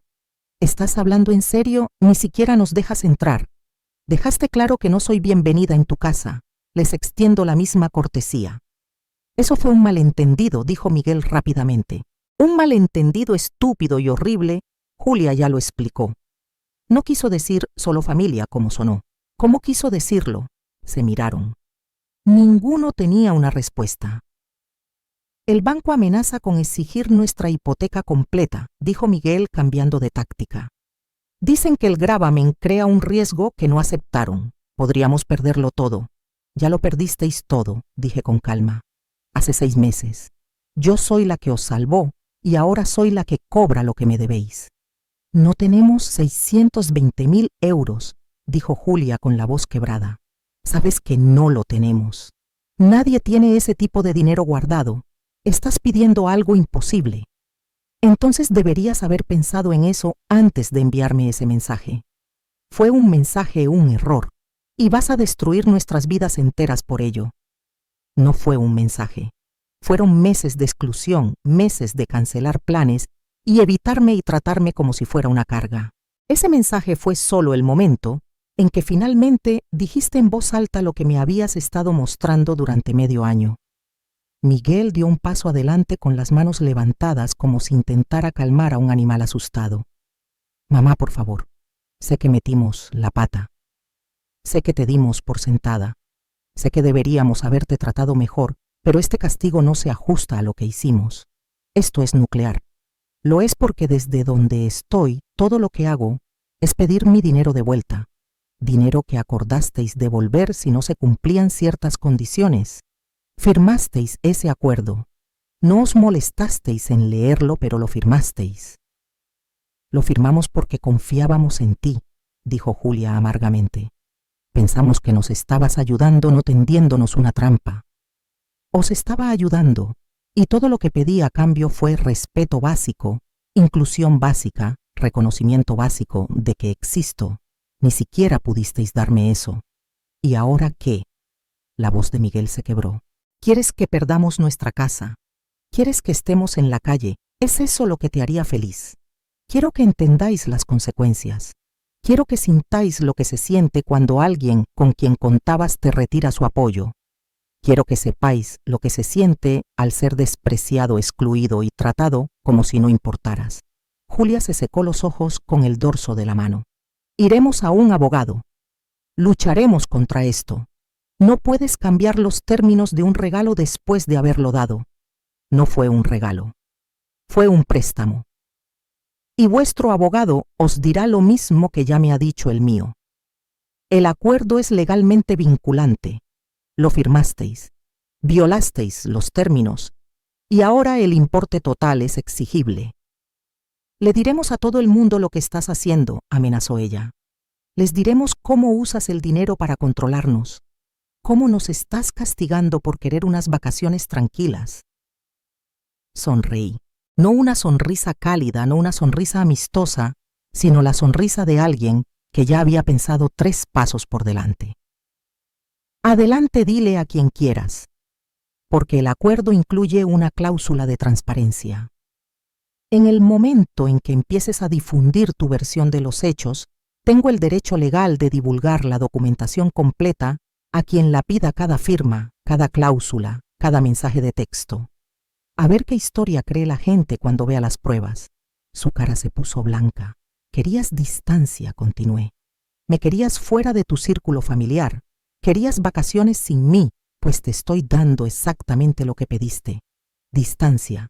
Distancia total, completa, permanente. Y el precio de esa distancia es de 620.000 euros. Mamá, por favor. Miguel intentó una vez más. Tiene que haber una manera de arreglar esto. La hubo. Durante meses la hubo. Podrías haberme incluido. Podrías haberme valorado.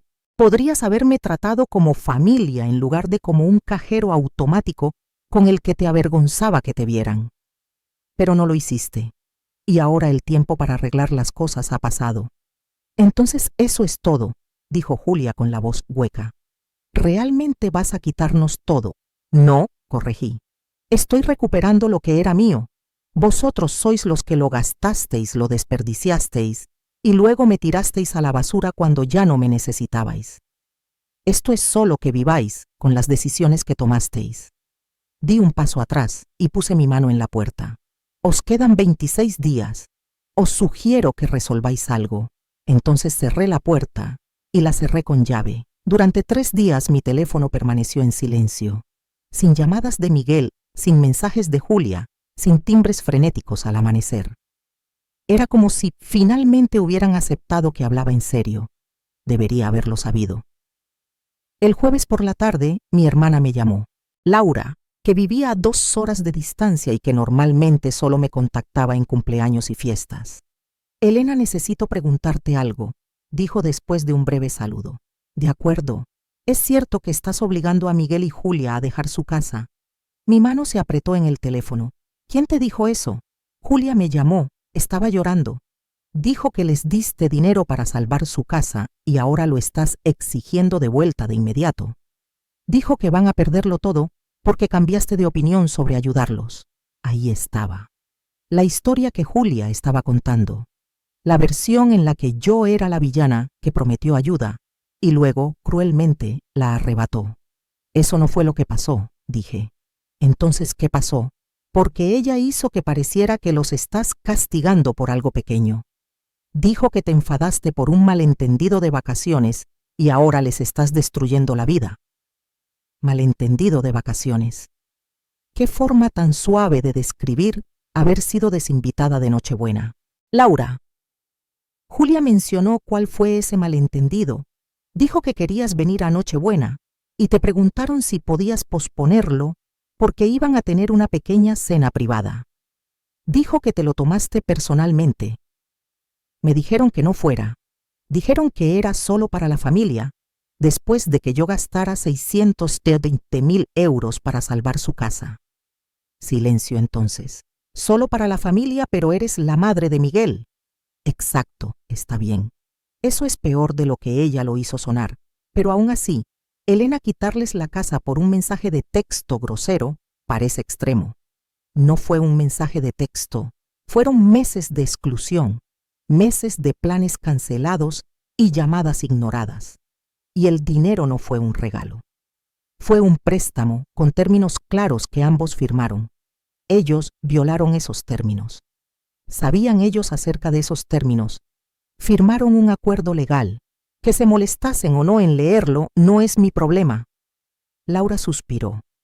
Ella le está diciendo a todo el mundo que los traicionaste, que usaste el acuerdo para atraparlos, que eres una mujer amargada y solitaria que está tratando de controlar sus vidas. Amargada, solitaria, controladora. Las palabras que usa la gente cuando quiere desestimar a una mujer mayor que se niega a ser un felpudo. Que le diga a quien quiera, dije. La verdad siempre sale a la luz. Colgamos poco después. Me senté con el teléfono en la mano, sintiendo cómo la ira que había mantenido cuidadosamente controlada empezaba a hervir. En una hora, 3 personas más me contactaron. Mi vecina de enfrente, preguntando si todo estaba bien porque había oído algunas cosas preocupantes. Una vieja amiga del club de lectura, queriendo saber si los rumores sobre mí persiguiendo a la familia de mi hijo eran ciertos. Incluso el amigo universitario de Miguel, Dani, a quien conocía desde que tenía 20 años, envió un cuidadoso mensaje de texto preguntando si necesitaba a alguien con quien hablar sobre la situación con Miguel. Julia estaba trabajando rápido, difundiendo su versión a cualquiera que quisiera escucharla, pintándose a sí misma como la víctima de una suegra cruel e irrazonable que no podía soltar el control. Llamé a Javier. Ella empezó, dije, cuando contestó. Empezó a contarle a la gente su versión, haciéndome parecer a mí la que los traicionó. ¿Qué dice exactamente? Le conté. Cada mensaje, cada llamada telefónica, cada pregunta, cuidadosamente formulada que llevaba la narrativa de Julia debajo. Cuando terminé, Javier se quedó en silencio un momento. ¿Quieres invocar la cláusula de transparencia? Sí. ¿Entiendes lo que eso significa? Una vez que publique estos documentos, todo el mundo los verá. Familia, amigos, cualquiera con quien Julia haya estado hablando. Se extenderá rápidamente. Eso es exactamente lo que quiero. Que vean la verdad. Que vean lo que firmó y lo que convenientemente omite en su historia de sollozos. Dame una lista de todos los que te han contactado con preocupaciones. Les enviaré el acuerdo completo junto con una breve explicación. Nada dramático, solo los hechos. Pasé los siguientes 30 minutos recopilando nombres. Laura, mi vecina, mi amiga del club de lectura Dani. 2 primos, un antiguo compañero de trabajo, incluso la mujer de la iglesia que me había enviado un correo electrónico preocupado esa mañana. 9 personas en total. 9 personas a las que Julia había llegado con su versión de los hechos. Javier envió los documentos esa misma tarde, un simple correo electrónico con el asunto documentación relativa al acuerdo de asistencia financiera. Sin acusaciones, sin lenguaje emocional, solo el acuerdo firmado, el mensaje de texto que Julia me envió sobre Nochebuena y una breve cronología que mostraba meses de planes cancelados y exclusiones. La respuesta fue inmediata. Laura llamó primero. Elena no tenía ni idea. Ella no me dijo nada de esto. Lo hizo parecer como si simplemente Hubieras decidido recuperar el dinero sin motivo. Lo sé. El acuerdo establece claramente los términos y ese mensaje de texto. Solo para la familia, después de lo que hiciste por ellos. Eso es imperdonable. Mi vecina vino en persona disculpándose por dudar de mí. Debería haber sabido que no debía creer los chismes. Esa chica tiene valor al difundir mentiras sobre ti después de que salvaste su casa. Dani envió un mensaje largo. Te conozco desde la universidad.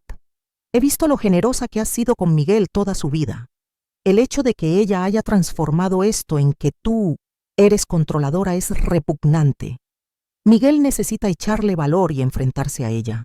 Uno a uno, las personas que Julia había contactado con su versión volvieron a contactarme, y cada uno de ellos vio a través de su historia una vez que tuvieron el panorama completo. Para el domingo, algo más empezó a suceder. Personas a las que Julia no había contactado directamente empezaron a recibir copias. Amigos reenviando, a amigos familiares compartiendo con otros familiares. El documento se extendió como agua, buscando grietas, filtrándose en cada rincón del círculo social que Julia había intentado envenenar contra mí. Mi teléfono vibró con un mensaje de un primo con el que no había hablado en más de un año. Acabo de ver el acuerdo. Siento mucho que hayas pasado por esto. Julia me llamó la semana pasada llorando por cómo los abandonaste. Omitió todo lo importante. Todo el mundo está hablando de ello ahora. Todo el mundo está hablando de ello. Esa frase debería haberme incomodado. Nunca quise ser el centro del drama o los chismes. Pero esto no era drama. Esto era verdad.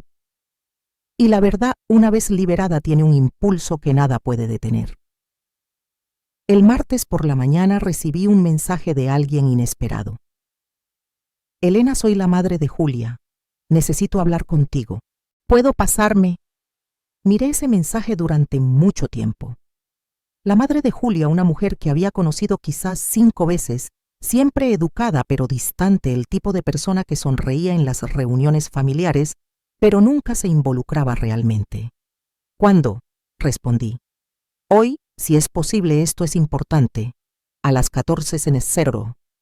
Llegó exactamente a tiempo, de pie en mi porche con su marido, ambos con aspecto incómodo y cansado. Abrí la puerta y por primera vez, desde que todo este lío comenzó, vi algo que no esperaba. Vergüenza. Los padres de Julia estaban en mi porche con el aspecto de personas que acababan de descubrir que su restaurante favorito les había estado sirviendo comida en mal estado durante años. «Entrad», dije haciéndome a un lado. Entraron lentamente, con cuidado, como si no estuvieran seguros de si entraban en una trampa. Les hice un gesto hacia el salón y todos nos sentamos. Nadie habló por un momento. El silencio nos oprimió fuertemente. Finalmente la madre de Julia, Patricia, se aclaró la garganta. «Vimos los documentos», dijo. «Lo imaginaba». Julia nos contó una historia muy diferente. Su voz era tensa, controlada, el tipo de control que viene de contener la ira. Ella dijo: «Les diste dinero como un regalo, que no había condiciones, que de repente decidiste que lo querías de vuelta, porque estabas sola y molesta por no haber sido invitada a una cena. Y ahora sabes que eso no es cierto», dije. Su marido, Ricardo, se inclinó hacia adelante con los codos en las rodillas. Ella omitió el acuerdo por completo. Nunca mencionó haber firmado nada. Definitivamente nunca nos habló de los términos. Probablemente ella misma nunca leyó los términos, dije. «Hemos estado llamando a miembros de la familia», continuó Patricia, «pidiéndoles que dejen de compartir los documentos para darle un poco de privacidad a Julia, mientras esto se resuelve, pero nadie se detiene. Todo el mundo sigue reenviándolos. Todo el mundo sigue hablando de ello». «Eso es lo que sucede cuando la verdad se difunde», dije simplemente. «Se mueve más rápido que las mentiras porque la gente la reconoce. Esto es humillante para nuestra familia». La voz de Ricardo tenía un filo ahora. «Se habla de nuestra hija como si fuera una especie de villana. La gente que conocemos desde hace años nos mira de otra manera. Quizás deberían». La cabeza de Patricia se levantó bruscamente. «Perdona, su hija me dijo que no fuera a Nochebuena. Dijo que era solo para la familia después de que yo liquidara todos mis ahorros para salvar su casa. Pasó meses excluyéndome de eventos, cancelando planes, tratándome como una vergüenza. Y cuando finalmente apliqué las consecuencias a las que ella accedió, salió corriendo contándole a todo el mundo que la había traicionado. Así que sí, quizás la gente debería ver a su familia de otra manera. «La atrapaste», dijo Patricia con la voz cada vez más alta. «Les diste dinero sabiendo que estaban desesperados. Los hiciste firmar papeles que no entendían. Y ahora estás usando esos papeles para destruirlos. Yo no atrapé a nadie.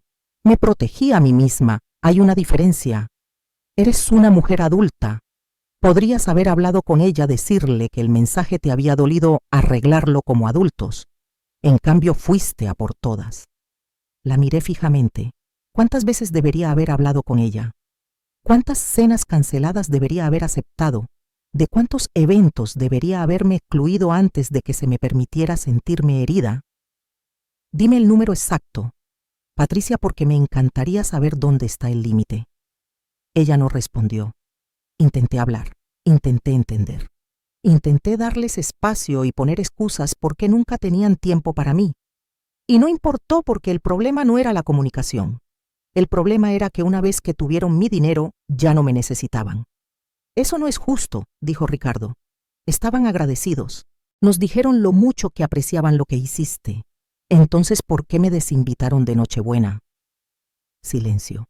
¿Por qué me enteré de su barbacoa en el jardín por fotos publicadas en línea? ¿Por qué llegué a su casa con comida solo para descubrir que estaban organizando una cena a la que yo no estaba invitada? ¿Por qué cada llamada telefónica se acortaba y cada visita se reprogramaba hasta que dejaron de suceder por completo? Patricia desvió la mirada. Julia dijo que estabas siendo demasiado sensible, que leías demasiado en horarios normales muy ocupados. Te dijo ella lo que decía el mensaje, pese el mensaje de texto. Las palabras exactas. Dijo que estaba mal redactado. Decía, no vengas a Nochebuena. Es solo para la familia. Esas fueron sus palabras exactas. Solo para la familia. Como si yo no fuera familia. Ricardo exhaló lentamente. Ella nos dijo que fue un malentendido, que interpretaste mal lo que quiso decir. No hay forma de malinterpretar esa frase. Patricia se puso de pie con las manos entrelazadas delante de ella. Independientemente de lo que haya pasado, te pedimos que dejes de compartir esos documentos para que esto se calme. El daño a la reputación de Julia ya está hecho. Seguir difundiéndolos es simplemente cruel. Yo no los estoy difundiendo. Los entregué a personas que me contactaron con acusaciones. La cláusula de transparencia me da ese derecho. Lo que pasó después está fuera de mi control. Pero podrías pedirle a la gente que pare. No. Elena, por favor. Tu hija intentó hacerme parecer una vieja amargada que se volvió contra su familia sin razón. Les mintió a personas que conozco desde hace años. Retorció la historia para parecer inocente y a mí cruel. Los documentos son lo único que se interpone entre mi reputación y una completa destrucción. Así que no le pediré a nadie que deje de compartir la verdad. Ricardo también se levantó. Entonces no hay nada más que decir. Has tomado tu decisión. Tomé mi decisión cuando les di 620,000 euros. Ellos tomaron su decisión cuando decidieron que yo no merecía un asiento en la cena de Nochebuena. Caminaron hacia la puerta. Patricia se detuvo con la mano en el pomo. Es nuestra hija. Tenemos que protegerla. Es la esposa de mi hijo y él es mi hijo, pero nadie me protegió a mí. Se fueron sin decir una palabra más. Cerré la puerta y me apoyé en ella sintiendo el peso de la conversación asentarse en mis huesos. No habían venido a comprender. Habían venido a gestionar el daño, a contener la difusión de la verdad, porque estaba haciendo que su familia quedara mal. No les importaba que Julia me hubiera herido. Les importaba que la gente lo supiera. Mi teléfono vibró. Un mensaje de Miguel. Esta vez no era una súplica ni una excusa, solo 5 palabras que lo cambiaron todo. Mamá, por fin lo he leído. Luego, otro mensaje. Todo el acuerdo, cada palabra. No entendí lo que firmaba. No entendí lo que te pedía. Lo siento. Y luego, Unos minutos más tarde, un mensaje más que hizo que algo dentro de mí cambiara. He terminado de dejarla hablar por los dos. Me senté en el sofá mirando esas palabras. Este era el momento que había estado esperando. El momento en que Miguel, finalmente, vio lo que yo había estado viendo durante meses. Su esposa había controlado la narrativa.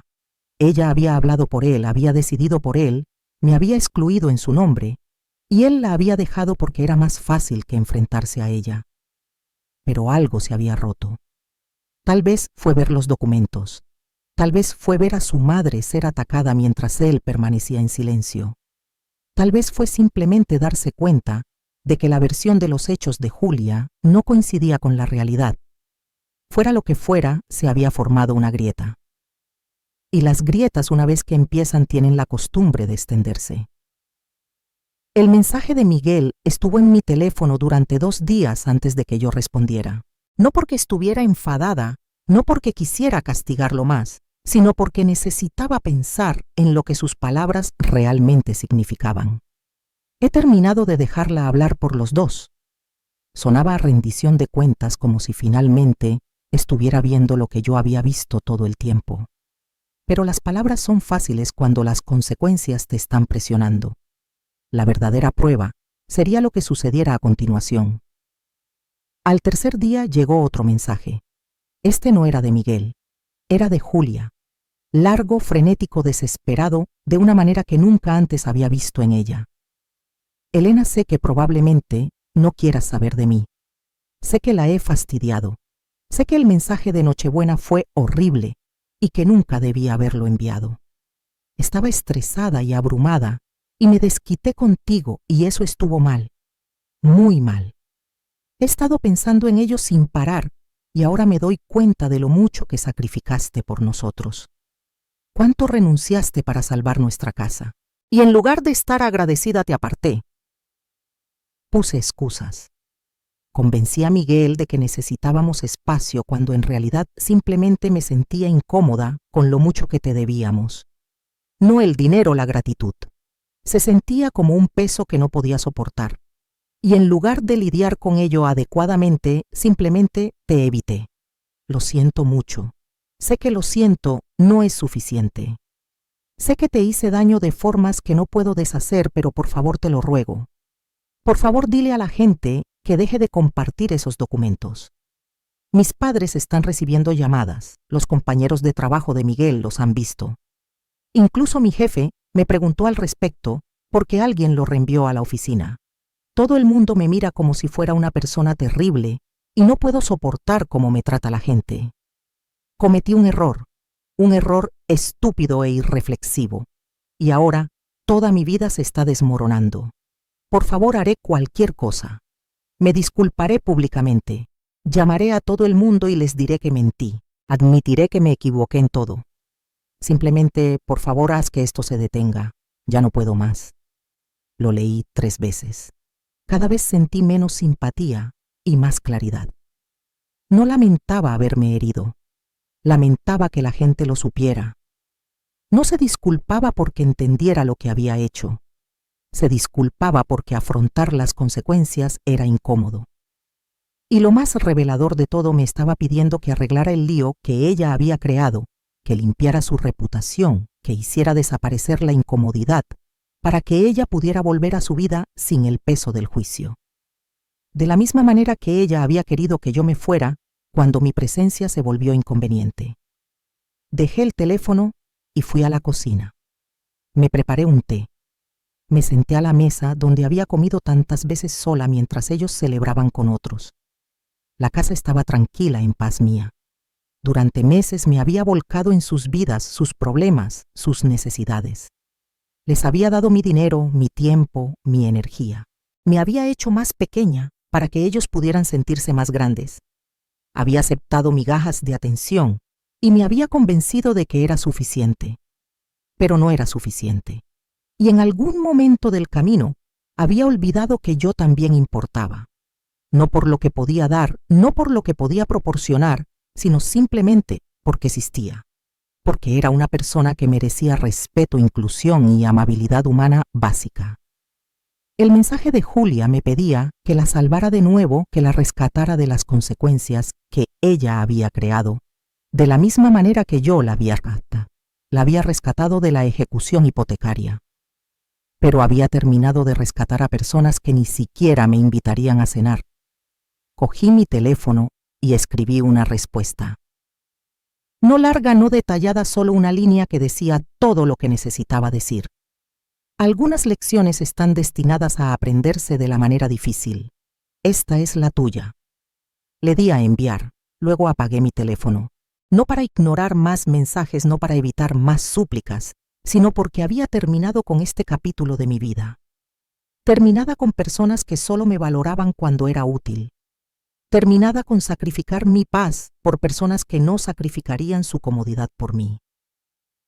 Fui a la sala de estar y miré a mi alrededor. Mi hogar modesto pero cómodo, decorado con fotos de David y yo de tiempos mejores. Libros en estanterías que habíamos construido juntos. Muebles que habíamos elegido cuidadosamente, priorizando la calidad sobre lo llamativo. Esto era lo que me quedaba después de darlo todo a Miguel y Julia. No mucho según sus estándares. Sin reformas ostentosas, ni viajes caros, ni cenas impresionantes, pero era mío y era suficiente. Afuera el sol se estaba poniendo.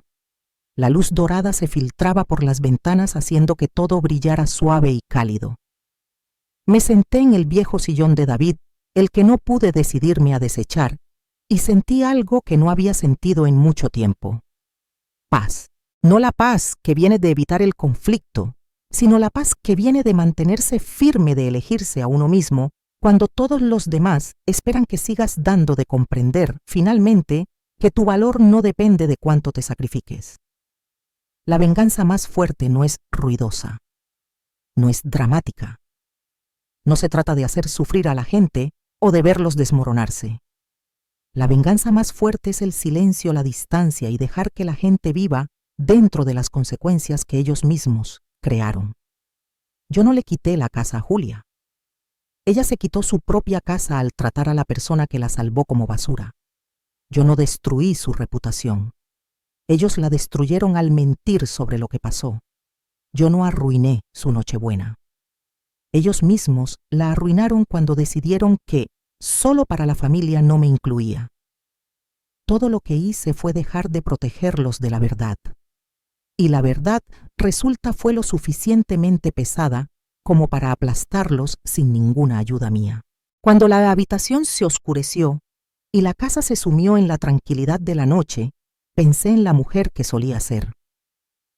La que contestaba todas las llamadas, la que dejaba todo para ayudar, la que ponía excusas por gente que no las merecía. Ella ya no estaba. En su lugar había alguien más fuerte, alguien que sabía que la amabilidad sin límites no es amabilidad en absoluto. Alguien que entendía que no se puede servir de una taza vacía. Y la mía había estado vacía durante meses mientras yo seguía fingiendo que estaba llena. Les había dado 620.000 euros.